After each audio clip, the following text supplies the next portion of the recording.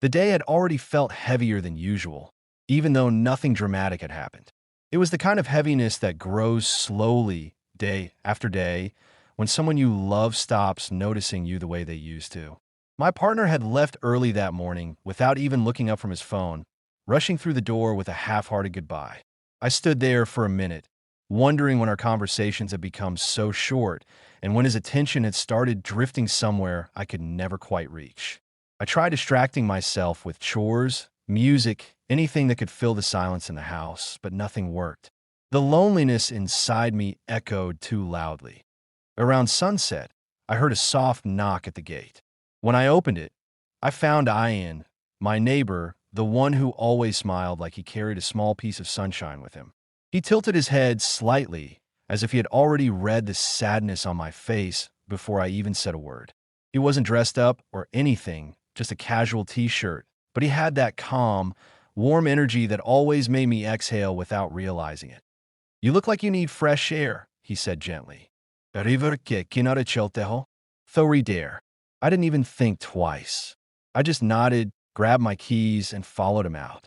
Walking beside him felt strangely comforting, like I didn't have to pretend everything was fine. We took the narrow street that opened toward the empty road leading to the river. The sun was melting into orange and purple shades, and the air smelled faintly of water and dust. Ian walked quietly at first, letting the silence settle between us.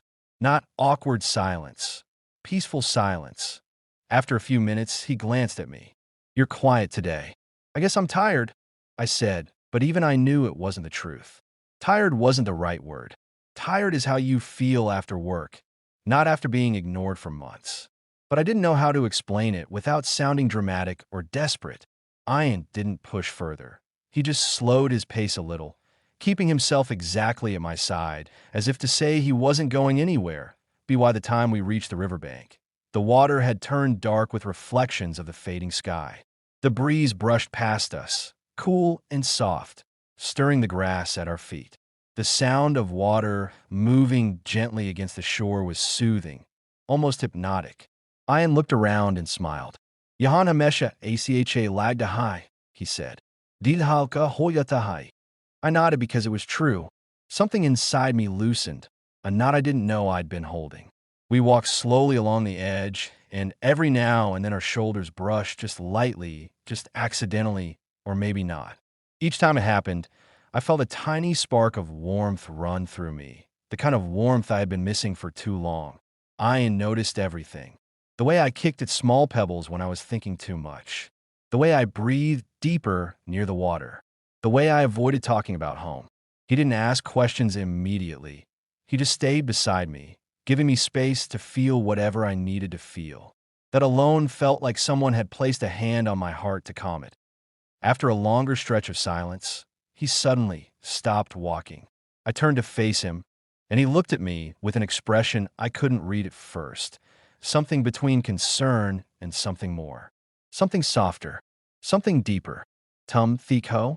Satchmain?" he asked quietly. His voice had that warmth that made it difficult to lie. I opened my mouth, but no words came out. I didn't know how to explain the feeling of being physically close to someone, yet emotionally miles apart. I didn't know how to talk about the slow fading of affection that had left me feeling like a ghost inside my own relationship.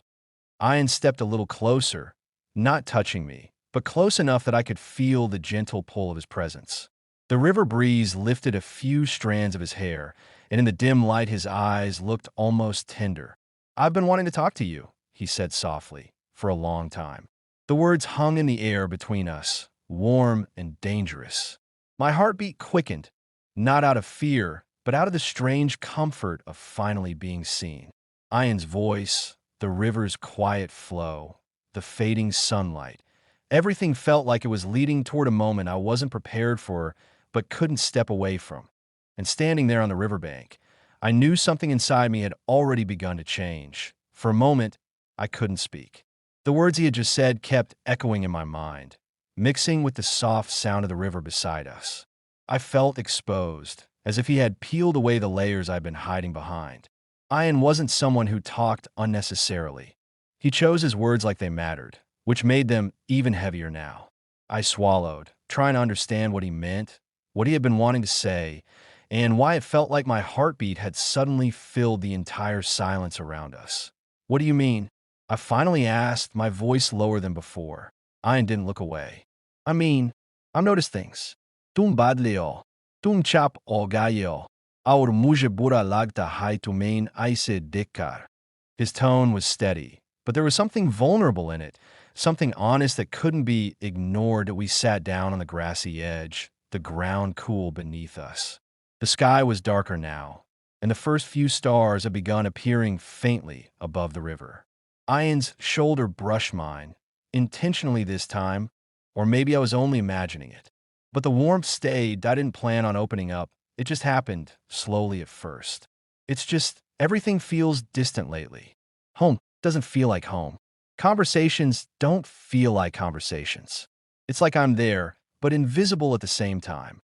Ian listened quietly, his eyes on me, not the river. That alone made something inside me loosen. Nobody had given me this kind of attention in months. Real attention, the kind where you feel you matter. I kept speaking, not because I wanted sympathy, but because it felt safe with him. He forgets small things, stops noticing when I'm upset. Always busy, always distracted. And I keep pretending it's fine. Ian exhaled softly. Being with someone who doesn't see you, that's harder than being alone. His words hit me harder than I expected. Maybe because they were true. Maybe because they captured exactly what I had been afraid to admit. My eyes stung a little, but I blinked it away. Ian's hand rested on the grass beside mine, close enough that if I moved even a little, our fingers would touch. I didn't move. I thought maybe I was asking for too much, I said quietly. You weren't, he replied instantly, firmly. You just wanted to feel valued.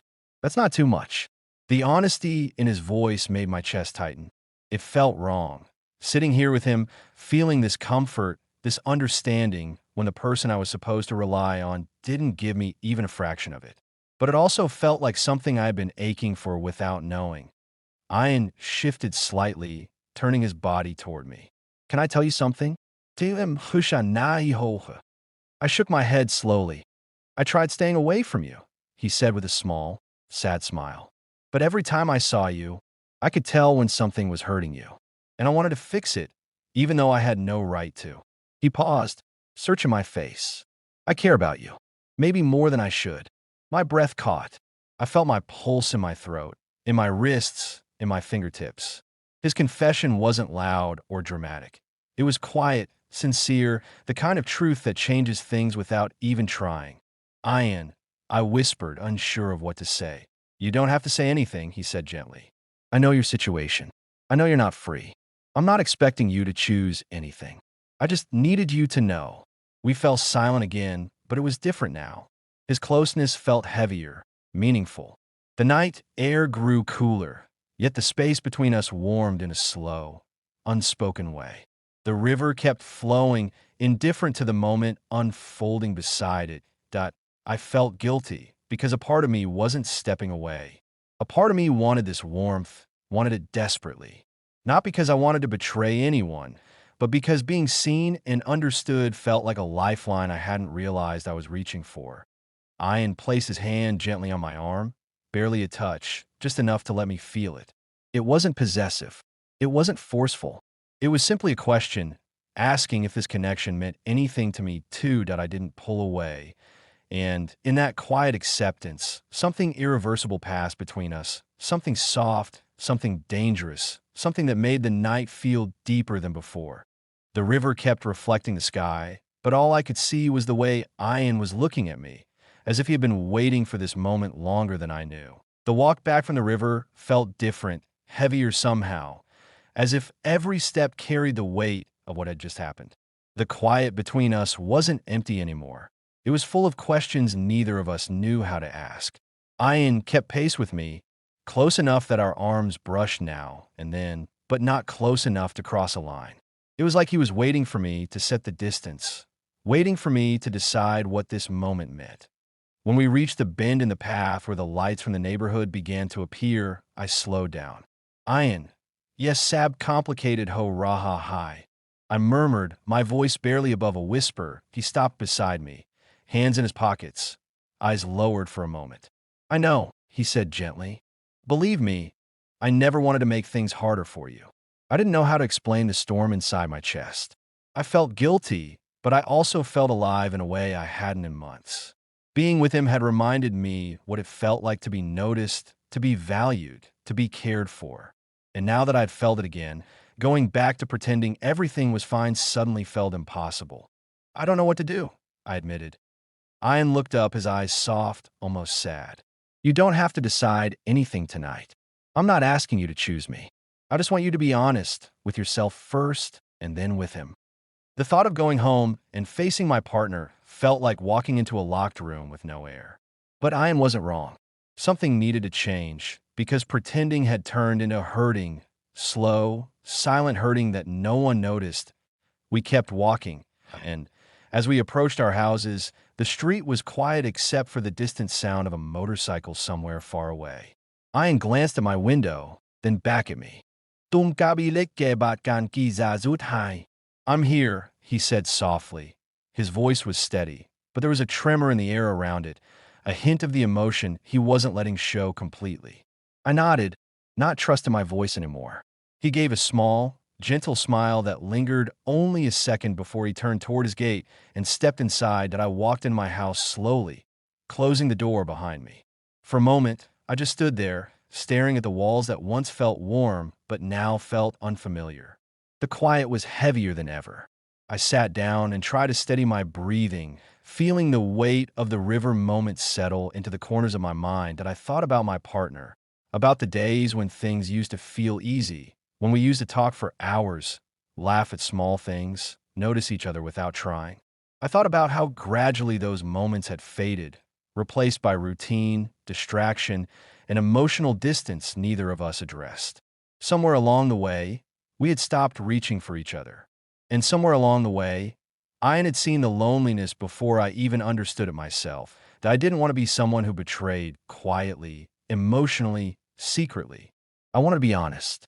So I picked up my phone and typed, "We need to talk," before I could change my mind. My thumb hesitated above the send button for a full 10 seconds before I finally tapped it. The message sent.